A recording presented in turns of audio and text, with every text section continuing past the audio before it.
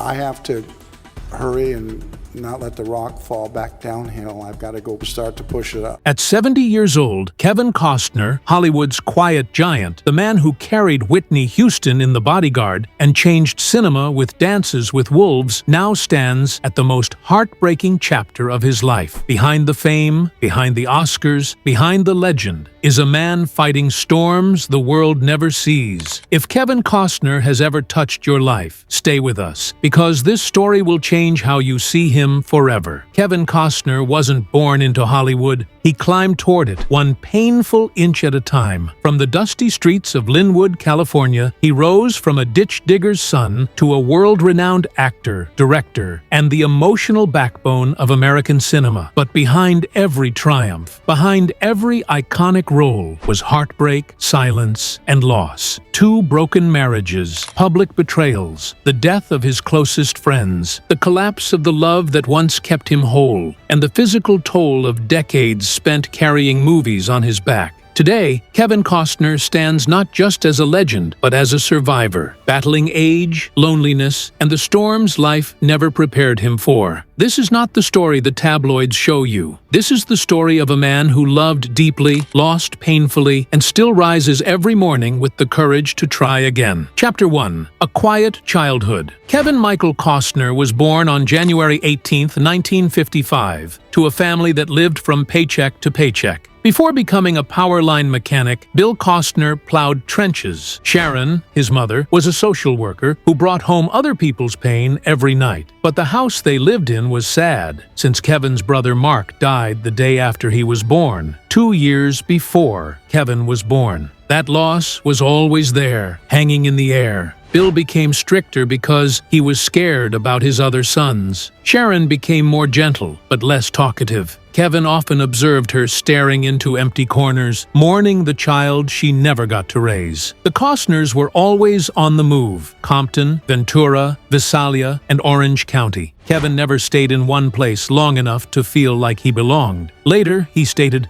"I learned to keep my world inside." He became the quiet observer he would become because he was always moving. He would watch, dream, and make up scenarios in his head long before he ever stood in front of a camera. Chapter 2. The Dreamer Who Is Alone. Kevin had already lived in more residences than he had birthdays by the time he was 12. He turned into the quiet kid who sat in the back of the class and scribbled poems and murmured dreams to himself. He wasn't the cool athlete or the class clown. He was the invisible boy, and he often felt like a ghost moving through various schools. But those years of being alone made his mind work. He sang in the church choir, and his voice shook with emotion. He composed poems on fear, change, and feeling like you belong. He wanted stability, a house that didn't move and a place where laughter stayed. His father's strictness became his moral compass, and his mother's kindness formed his emotional base. These early injuries taught him how to be strong, quiet, and tough, traits that would later define the heroes he played on television. He was a tall, serious young man by the time he was in high school, not loud, but paying attention. Sensitive, but strong-willed. He didn't know it yet, but the storms of his youth were making an actor who would move millions of people. Chapter 3. The Flight That Changed Everything. Kevin was newly married and working a safe marketing job in 1978, but he was dying inside. He loved stories, not spreadsheets. Fate got in the way on the way home from his honeymoon. Richard Burton, a famous actor, sat next to him. Kevin, who was nervous but desperate, told Kevin about his secret desire of being an actor. Burton stared at him and said, "You have green eyes." "My eyes are green. You'll be fine." When Burton got into a limo and Kevin got on a bus, the famous person leaned out the window and said, "Good luck." That moment broke his dread. Kevin resigned from his job, packed one suitcase, and drove to Los Angeles with just enough money for gas in a matter of weeks. People didn't cheer for him. They ignored him. He washed boats, drove trucks, slept in frigid apartments, and went for miles to auditions, only to be turned down. He didn't call home because he was too proud. These were the worst years of his life, but they were also the years that made the fire that Hollywood would one day revere. Chapter 4. Not Seen in Hollywood. Kevin's first big break was a disaster. He was in Sizzle Beach, USA, a low-budget beach movie that was so terrible, he subsequently confessed He wanted to destroy every copy. The studio removed all of his parts when he eventually got a good part in The Big Chill. He watched the first showing by himself, and his name was taken off the movie. Kevin tried out for almost every part in Hollywood for 6 years and didn't get any of them. Directors of casting didn't remember him. Some people didn't even look up when he came in. He lugged a sweating folder of headshots with him everywhere, hoping for one yes amid a sea of no. Kevin didn't give up, though. He took acting classes at night, read scripts, studied performances, and used rejection as motivation. Then, in 1985, director Lawrence Kasdan asked him back for Silverado, even though he had cut him before. Kevin stole the show this time. It was the time when Hollywood finally woke up.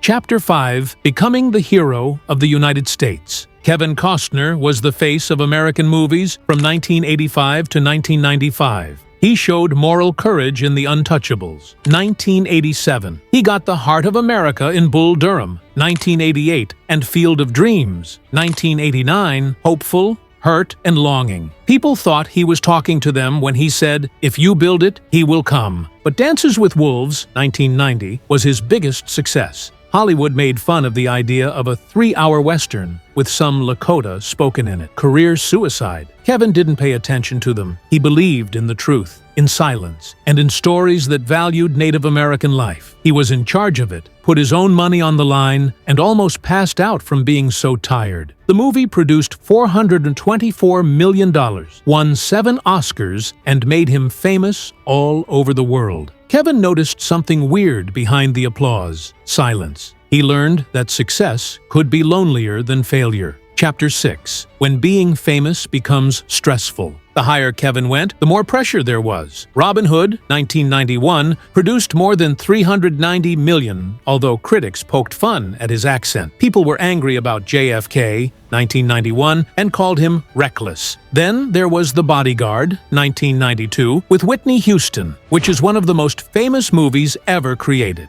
Kevin waited a whole year for her to say yes to the part because he thought no one else could do it. He even turned down a $10 million salary in exchange for sharing profits, which made him more than $20 million. But Kevin hardly slept behind the scenes. He was directing, producing, performing, and fighting against the weight of expectations. He had become a giant because of his fame, yet the world forgot he was human. The storm was on its way. Chapter 7: The Fall. Waterworld and The Postman. Then everything fell apart. Waterworld, 1995, went crazy. Hurricanes devastated sets. The budget shot up to $235 million, and the press made fun of him non-stop. He almost drowned while filming a stunt that had him tethered to a mast. The Postman, 1997, his following movie, was one of Hollywood's most mocked films and won several Razzie Awards. The same man who used to win Oscars now saw headlines declare him a relic of the 90s. Hollywood became cold. His phone stopped ringing. His marriage was falling apart. He was tired all over. Kevin, on the other hand, didn't complain. He didn't give in. He did what he always did. He kept going. He wrote again in a chalet near Aspen that was covered in snow. Made again. Fought again. Open Range, 2003, arose out of that solitude. It was a quiet Western that brought back his voice. He was no longer looking for fame. He was looking for the truth. Chapter 8: Yellowstone, The Loud Return. When Kevin Costner was 63, he came back to TV with Yellowstone, a show that many said would fade. Instead, it became the most popular cable drama in the U.S., with more than 16 million people watching each episode. Kevin played John Dutton, a tired father who was divided between duty, land, and family. His performance showed years of true pain, like 2 divorces, public heartbreak, and storms he could never get away from. He made $1.3 million every episode, which made him one of the highest-paid actors on TV. Kevin wasn't after money, though. He was looking for a reason to be. He woke up before morning, rewrote sequences by himself, and worked harder than actors who were half his age. It wasn't a job at Yellowstone, it was a new life. Chapter 9: His Dream That Cost Everything. Horizon. Kevin had one dream for 36 years. Horizon, an American saga, Studios wouldn't pay for it. Not enough time, not fast enough, not loud enough. Kevin didn't mind. In 2023, he took out a loan on his house, put $38 million of his personal money into the project, and started filming the epic Western in the hot Utah sun. There were mixed reviews. The box office barely made enough money to pay for itself. Kevin didn't care, though. He wasn't looking for praise. He was keeping a promise to himself. Crew members on scene noticed a man who was tired, sunburned, and determined. "Keep rolling," he said softly, even though the wind was cutting through his jacket. Horizon wasn't a movie. It was his heart. And sometimes, dreams take things from us that we can't get back. Chapter 10. The Pain of Losing His Parents. Kevin had a deeper pain than just the cameras and the celebrity. While Kevin was working, his mother, Sharon, got sick. She died before he could get to her. 2 years later, Bill, his father, joined her in the stillness. Kevin didn't say goodbye to either of them. He remarked subsequently, "You chase success to make them proud. Then, when you eventually do well, they're gone." He stood between his brothers at their burials, carrying the weight of 2 lives that had a big impact on him. He broke something inside when he lost them. It affected how he told stories. His movies got softer and more thoughtful, and they were about dads, sons, and the passage of time. People all throughout the world saw performances. Kevin was going back in time. Chapter 11. Whitney Houston. The pain he never talked about. Hollywood makes buddies for the cameras, but real friends are those who see the same loneliness in each other. Whitney Houston was the latter for Kevin Costner. Kevin pushed hard against studio pressure to cast her in The Bodyguard in 1991, which is when their relationship began.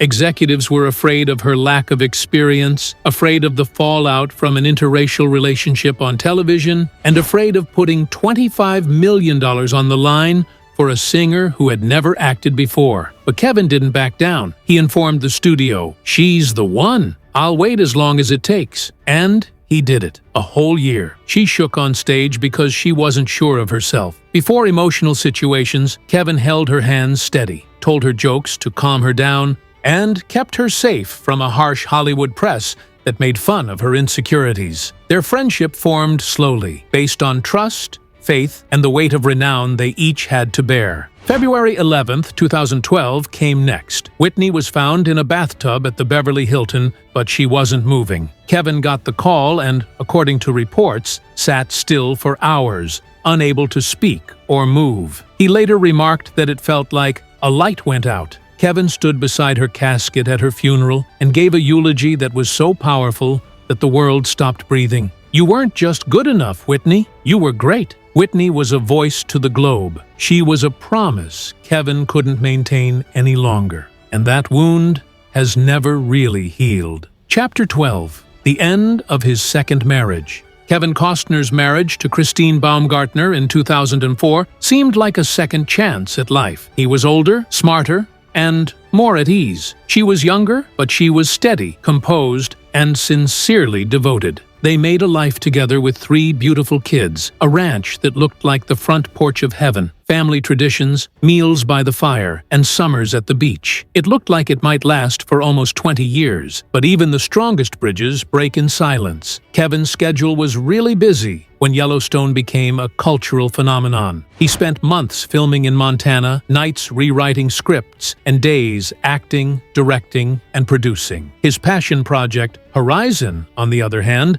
took up all of his money, time, and emotional energy. Christine waited, and waited, and waited. She didn't want fame or money. She wanted to be there, coffee in the morning, a breakfast together, a day without meetings, flights, and just one more shot. By 2023, the gap between them was no longer emotional. It was real. She filed for divorce because they had irreconcilable differences. But the pain came after that. Court fights, financial files, and news stories that picked apart their lives like a murder scene. The worst part was seeing pictures of Christine with Josh Connor, a former family friend. Kevin felt like he had been betrayed, even if he wasn't. Later, he told me, "I didn't lose any money. I lost my life, mate." Chapter 13. The Pain of Getting Older. People think Kevin Costner is indestructible because of the cowboy hat, the powerful posture, and the heroic stride. But his body reveals a different story at 70. He was changed by every famous moment he provided us. He broke his ribs while filming Open Range, almost drowned while in Waterworld, had really bad kidney stones while filming Hidden Figures, and once filmed whole scenes while taking morphine. Took falls from horses that no stuntman would want to try. For decades,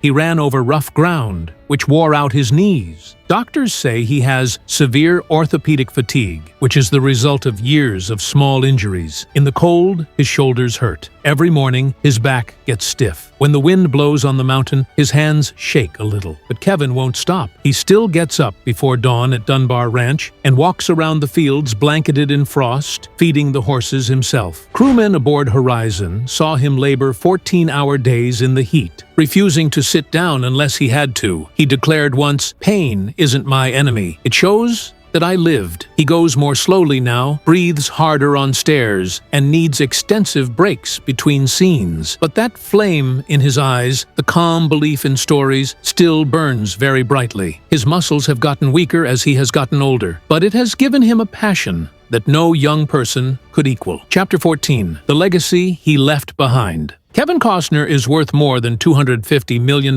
now, yet he doesn't think about wealth in terms of money. His Aspen Dunbar Ranch is valued around $250 million and has 160 acres of beautiful mountain terrain, 3 cabins, a baseball field, a skating rink, and miles of forest trails. His estate in Santa Barbara has a 1,000-bottle wine cellar and Italian frescoes. It looks out over the Pacific, but he keeps things simple. His 7 kids, Annie, Lily, Joe, Liam, Caden, Hayes, and Grace, are what he will be remembered for. Each one has a bit of him. Each one reminds him why he never gave up. Chapter 15. A Life of Love, Loss, and Staying Strong. Kevin Costner's narrative isn't about being famous, it's about not giving up. He lived through being poor, being turned down, having his heart broken, being betrayed, and losing the people he loved the most. He lost marriages, chances, and whole parts of his life. But he kept going. He continued loving. He kept the faith. Kevin is not a Hollywood star at 70. He is a man who has learned that pain makes us better, that love doesn't always last, and that strength is not in never falling, but in getting back up every time. Kevin Costner is more than just the parts he performed. He reminds us that we can all get through the storms that try to break us. If Kevin Costner's journey touched your heart, tap the like button. Subscribe for more emotional stories of the legends we love. And remember, no matter your age, no matter your pain, you can rise again, just like he did.